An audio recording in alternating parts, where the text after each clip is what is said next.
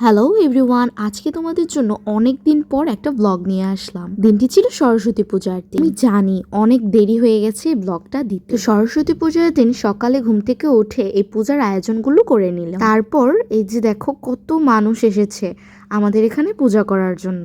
পূজার সব নিয়ম কানুন শেষ করে তারপরে সকলে মিলে মায়ের পায়ে অঞ্জলি দেওয়া শুরু করলাম। তারপর এখানে আমার মা ঠাকুরমশাইকে যজ্ঞের জন্য সবকিছু ঠিকঠাক করে দিচ্ছিল। আমাদের মাকে এবছর কেমন লাগছে তোমরা কমেন্টে জানাবে কিন্তু।